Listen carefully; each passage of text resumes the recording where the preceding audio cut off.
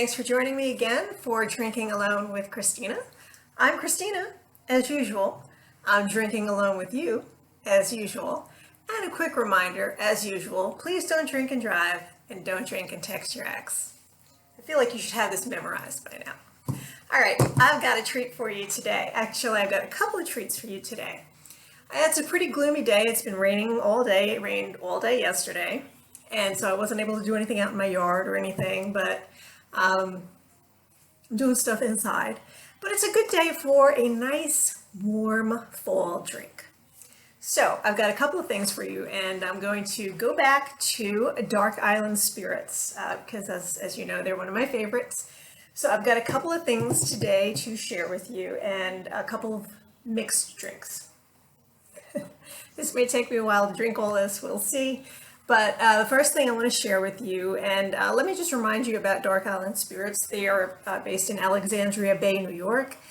Unfortunately, they have no distribution, so you can only buy their stuff right out of their distillery. And, you know, of the list of things that I hope for in life, like world peace and, you know, the preservation of my republic, is that they get distribution so everybody can buy their products and that they can prosper, because they really deserve to. And so today I've got Annie on Fire, and this is cinnamon apple brandy, and I'm going to be mixing that with apple cider.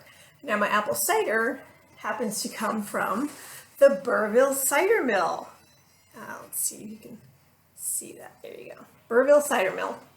That is near Fort Drum, New York, and let me tell you, they're only open for a portion of the year, and they have this beautiful waterfall, you know, because it was a mill, and so they used the waterfall way back in the day to mill things.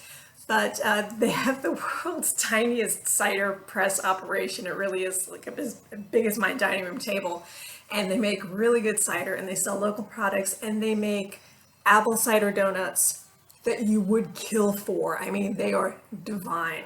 So if you're in that area, I recommend that you visit the Burville Cider Mill.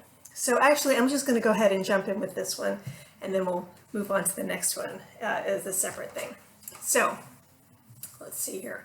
Yeah, spiced apple brandy infused with, well, it's apple brandy infused with cinnamon sticks and chili peppers. So it's got a little bit of a bite to it. This is definitely hot toddy territory. And they infused this to, I want to say, Annie on the, I can't drink it, I can't read it. Annie in the Water, which is like a local group up there. So you can look them up on YouTube. And we're just gonna, this may be an ounce. It smells appley and warm, and it smells fiery. It really does.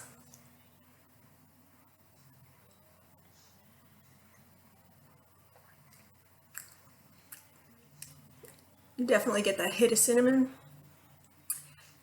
It's not super spicy when you drink it. I mean, you get that little bit of a burn like on the edge of your tongue, but your overwhelming flavor profile is just apple. And it's like a really fresh apple flavor and the cinnamon. So if you are at all an apple cinnamon kind of person, you would love this. And we're going to throw in a little bit of apple cider. I'm not going to make this a ginormous drink because I'm going to have two. And this apple cider, I don't think it said what kind of apples it was made with. Really, they get all sorts of apples at the Burville Cider Mill.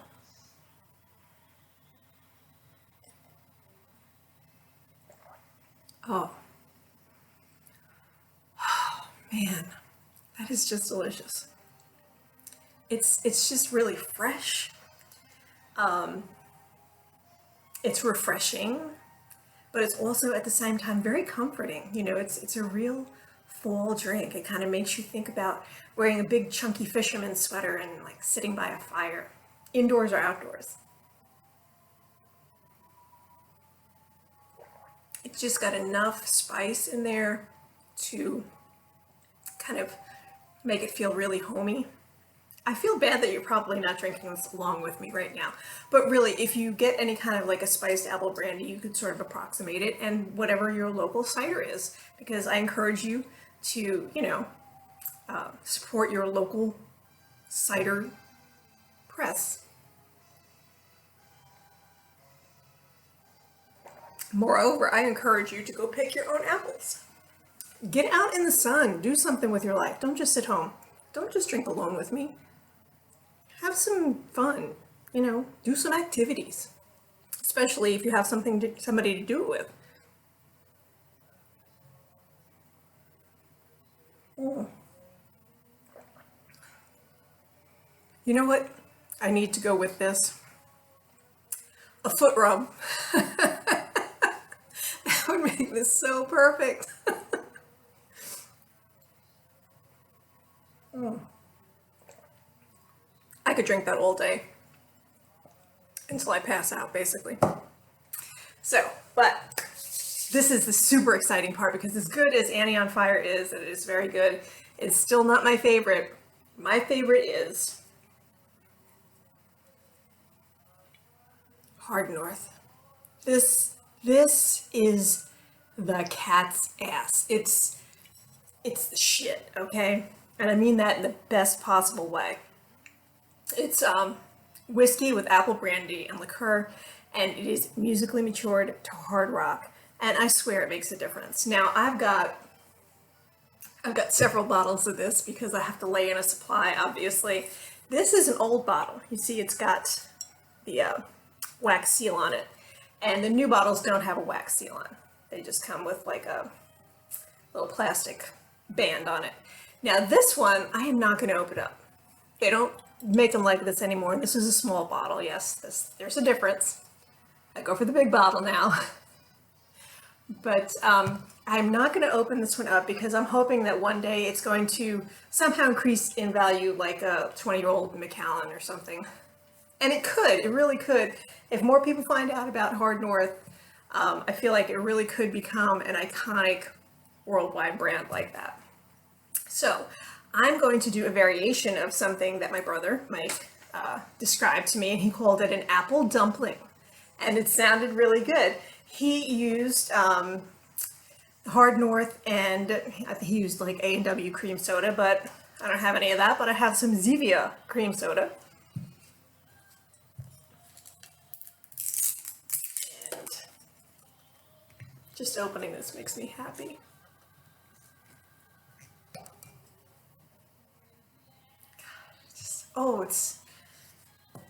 It's so good. It's just so good. And I'm just gonna eyeball this as usual.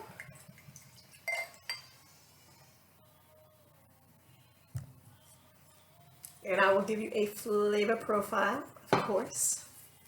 I have done shots of this.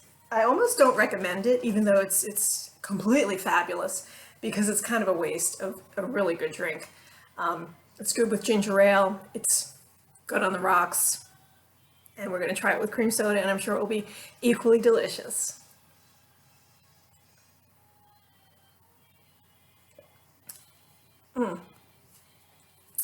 It's almost creamy.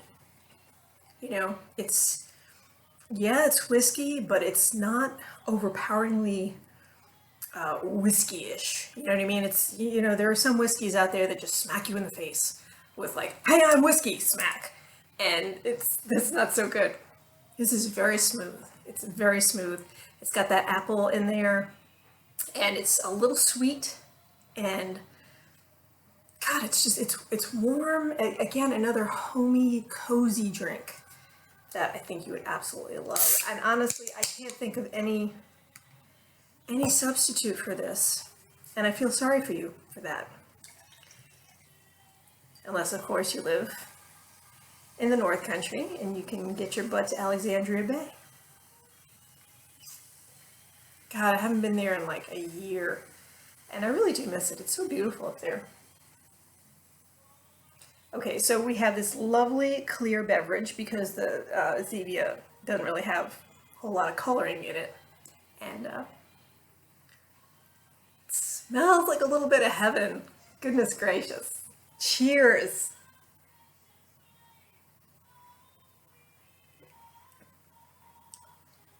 Oh, shut up. Shut up. That is good. Oh my God, that's good. Yes. Yeah. Thank you, Michael, for suggesting this combination because, yeah. In fact, hold on one second. In fact,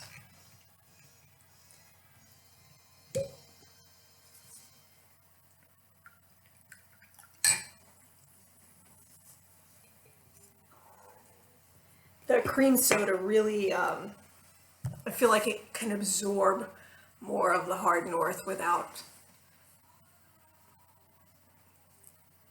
loss of fabulousness.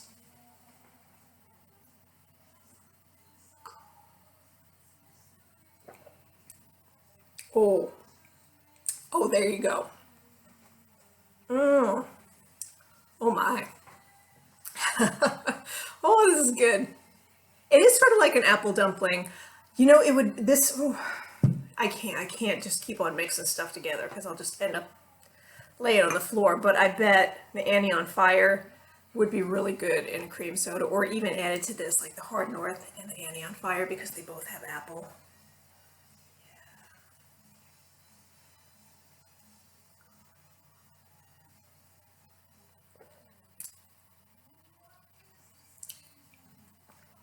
It's got a,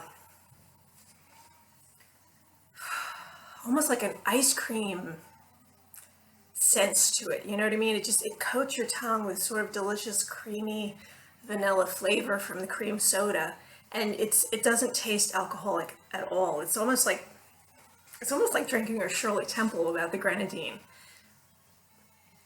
Oh my God, it's really good.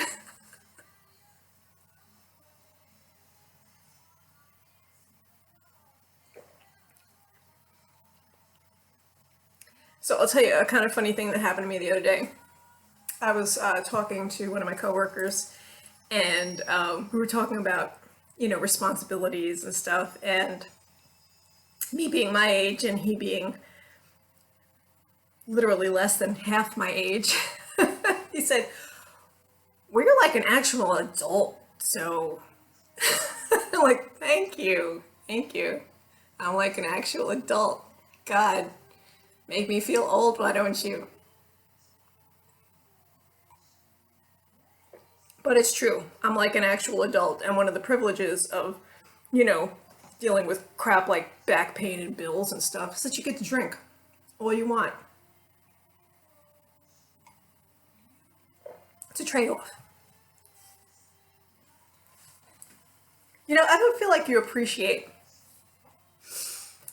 life's pleasures when you're young and nothing hurts and you have no bills and no responsibilities. Like, everything is great, but you have nothing to compare that to. You have nothing to offset that to. It's like how people say you can't really appreciate, joy unless you've experienced tragedy.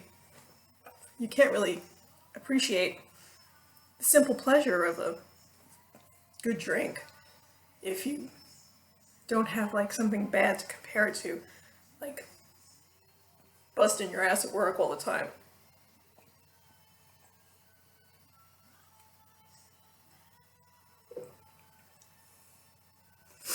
Although I don't really bust my ass at work, I bust my knees and my back and my shoulders. There you go. I still wouldn't trade it for life back in an office, though. Not for a second. Let me tell you what. I go to work, it kicks my butt, I come home, and I'm home. When I worked in an office, I would like go to work, and yeah, physically it wasn't kicking my butt, but mentally and emotionally it was so incredibly stressful. And then I'd come home and it would still be with me. You go to bed and you think, oh God, tomorrow I've got to do this and this and this, and I've got this deadline, and I'm going to have 500 emails waiting for me. And you know what it's like to go on vacation knowing that when you get back, you're going to have to spend at least 2 weeks catching up on all the crap that you missed after 1 week. You know what I'm talking about? That's the kind of misery that I do not miss at all. So as difficult as my job can be sometimes, it's still way, way better than any office job I ever had, or any retail job, or any food service job, or pretty much any other kind of job.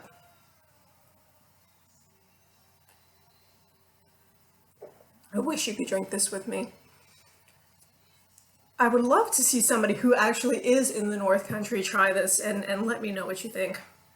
Because I always want to know what you think. But this especially, because it's so near and dear to my drinking heart, you know, that, and I want to share this with people. I want to share good things with people. You know, if I read a really great book, I want to share it with somebody. If I hear a really great piece of music, I want to share it with somebody. If I see a really great movie, although, God, that's really rare, actually, I do want to share it with people. I was trying to think the last great movie I saw. I think it was Dunkirk.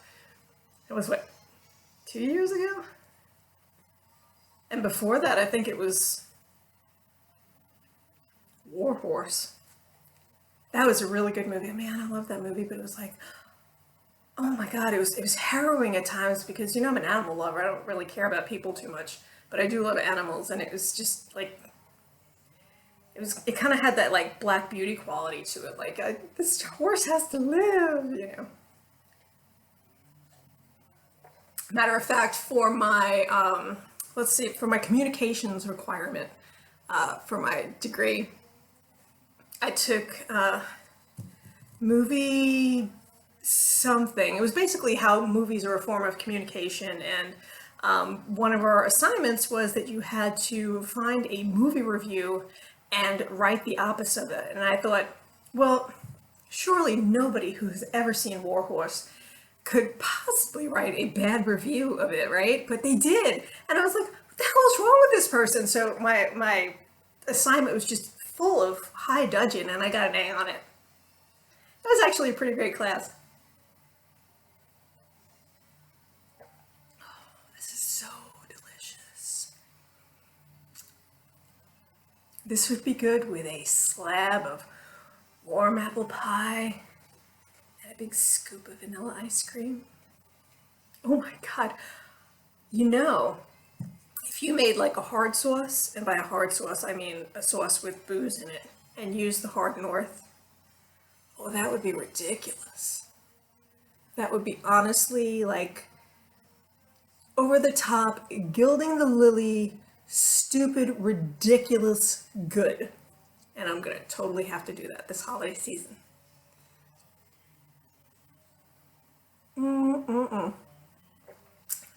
Mike, you came up with a winner on this one, and so simple. Usually Michael and I get together, we come up with a drink, it's got like 20 ingredients, and you know, half of them I don't have in my bar, and or I'll come up with something and he won't have half of them in his bar, and this is just two things, two really good things. Perfect. So like I say, if you can find like a apple whiskey that you like and throw it into some cream soda, you're golden. But if you can find some Hard North and throw it in your cream soda, you're platinum, baby. I'm going to finish this off regretfully. I'll be signing off momentarily. Sad to see it go. Perfect. It's perfect. It's totally perfect. So, Hard North and cream soda, please do it. Annie on Fire and apple juice, beautiful. I mean, fall in a glass, that's what that is, or autumn in a glass. All right, so if you enjoyed this episode of Drinking Alone with Christina, please subscribe, please share, please like, please get the word out, because I want as many people to appreciate the things that I appreciate as possible. And I want you to take care of yourself. Until next time, I will talk to you later. Bye. Quick reminder, as usual, please don't, let me try this again.